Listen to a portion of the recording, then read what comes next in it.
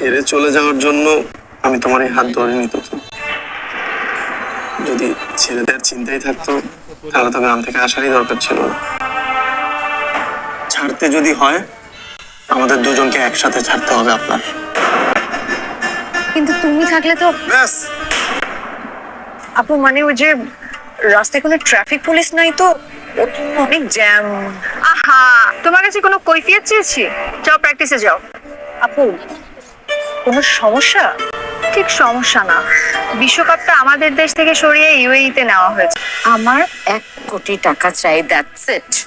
1 কোটি টাকা তুমি নেবে কেন? পুরো বাড়ির দামে তো 1 কোটি টাকা ধরেছিলে। বাড়িটা আমরা 1 কোটি টাকায় কিনতে চেয়েছিলাম ঠিকই, কিন্তু বিক্রি করতে চেয়েছিলাম 8 কোটি টাকায়। তুমি আমার ক্ষমতা পাওয়ার সাথে এই স্টুপিড সামির তুলনা করছো কেন? কারণ আমাদের উপর এখন ক্ষমতার ছুরি ঘোরাচ্ছে ওই সামির, আর সামির বস হচ্ছে জুয়ারি আনোয়ার। আমরা এখন জুয়ারির ক্ষমতার নিচে, আর তুমি এখন বুঝতে পারছো ক্ষমতার নিচে পড়ে থাকলে কেমন যন্ত্রণা হয়।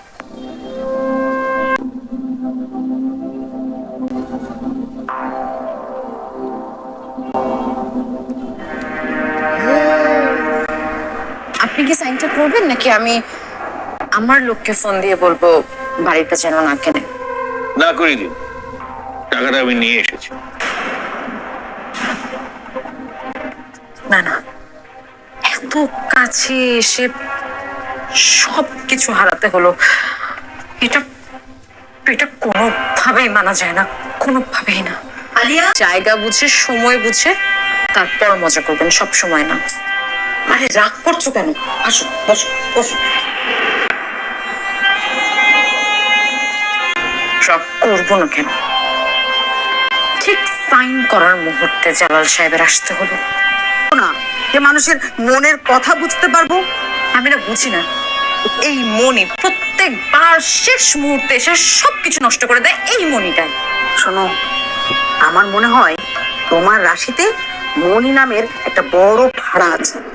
শুনেছি মানুষের রাশিতে ফাড়া থাকলে সেই ফাড়া আগে কাটাতে হয়। আমি এখন কি করব? কোনো জ্যোতিষী খুঁজতে যাব, গিয়ে তাকে আমার হাত দেখাবো? সামান্য কিছু কমিশন দিলে না আমি তোমার জন্য জ্যোতিষী খুঁজতে পারি। আশ্চর্য, আপনি এখন পড়েছেন আমার হাত দেখানোর পেছনে।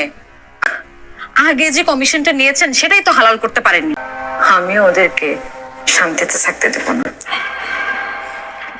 আচ্ছা, এই বাড়ির প্রত্যেকটা মানুষের ভাগের মধ্যে দুঃখের ভাগটা বাড়িয়ে দিয়ে তারপর ঠিকই বলেছ। আম্মা গ্রামের মানুষদের ভয় দেখিয়ে যে পরিমাণ যন্ত্রণা দিত সেটা আমি এখন হাড়ে হাড়ে টের পাচ্ছি। একে তো সারা শরীরে মারের ব্যথা, তার উপর গরমের মধ্যে ঘেমে একাকার হয়ে যাচ্ছে। আমার জীবনে এত খারাপ সময় কখনো আসেনি তুতুল।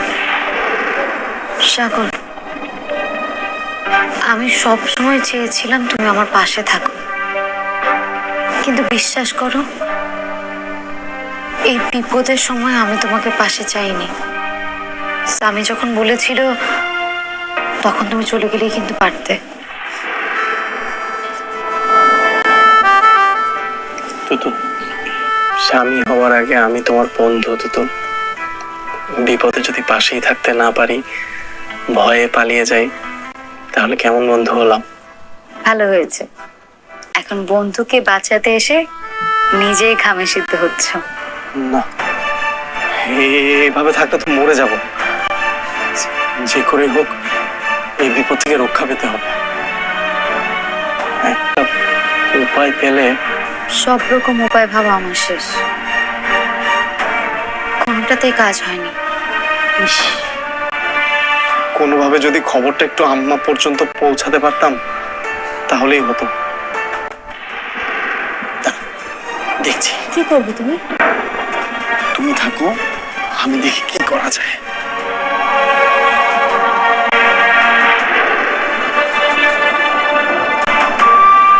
হ্যালো হ্যালো, কেউ নৈতিকতা এগুলো তো আসবে অনেক পরে। আগে তো আমাদের যান বাঁচানো ফরজ, তাই না? তুমি কেন তোমার আম্মুর পক্ষে সাক্ষী দিচ্ছ না? মানে তুমি যে সাক্ষীটা দিয়েছো সেটা তুলে নিলেই তো।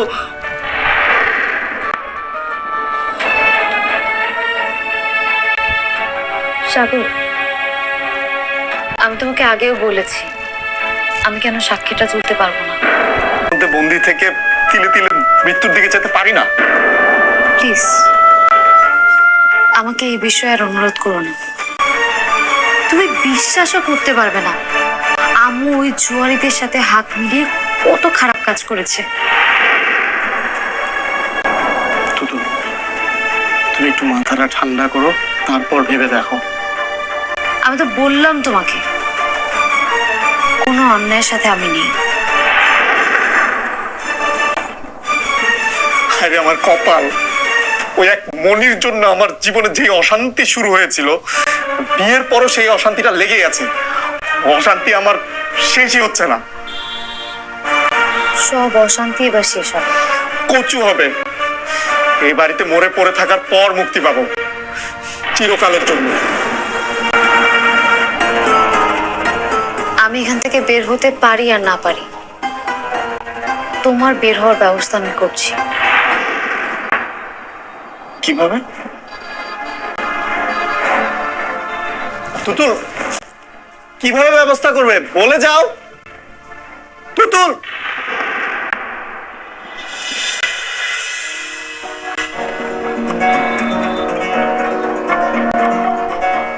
Hello doctor. জি, আমি আগে আপনাকে কথাটা বলতাম। না না, ঠিক আছে। বলতে চাচ্ছিলাম যে আমাদের অপারেশনের টাকাটা ম্যানেজ হয়ে গেছে। জি জি, আপনি চাইলে আজকে অপারেশনটা করে ফেলতে পারেন। আচ্ছা, আমাদের বেশি টাইম লাগবে না, 1 থেকে 1.5 ঘন্টার মধ্যে চলে আসবো। ঠিক আছে, ঠিক আছে ডক্টর। কি ব্যাপার? ডাক্তার স্যার জানাইছিল? হ্যাঁ, আসলে উনি আগে মেডিকেল টিম রেডি করে রেখেছিলেন। আজকে অপারেশন করতে কোনো সমস্যা নেই।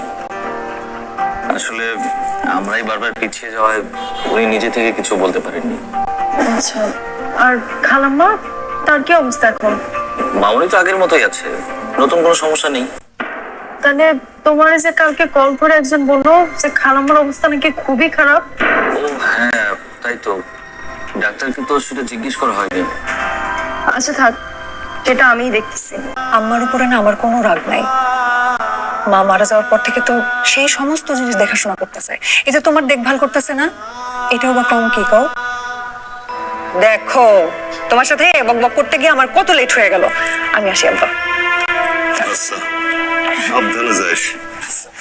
শোন, মনে থেকে একটু দূরে থাকিস। বিশ্বকাপ খেলার তোর বেশি দিন বাকি নাই, এখন ঝামেলা করার কোনো দরকার নাই রে মা। আচ্ছা ঠিক আছে। আর তাড়াতাড়ি বাসায় ফিরে আসিস। তোর জন্য অনেক চিন্তা হয় রে মা। তার মধ্যে কালকে যে ঘটনা ঘটছে, এরপর থেকে চিন্তা আরো বাইরে গেছে রে। তুমি চিন্তা করো না তব্বা, আমি সন্ধ্যার পর পরে বাসায় চলে আসবো।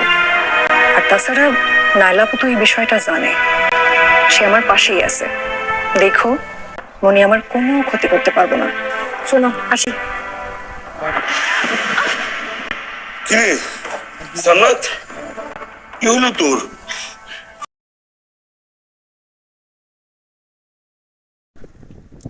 At first, take my salam. Assalamu alaikum, your dears from Dipto TV.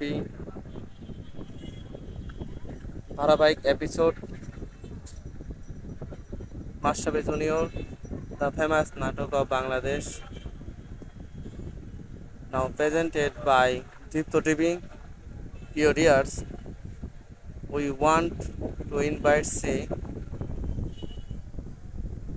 Master Junior 1134 episode is the most episode and grateful episode for Mrs. Runa treatment and return to Pavilion Miss Moni,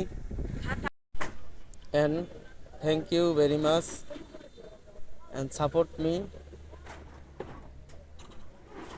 always staying with us. Thank you.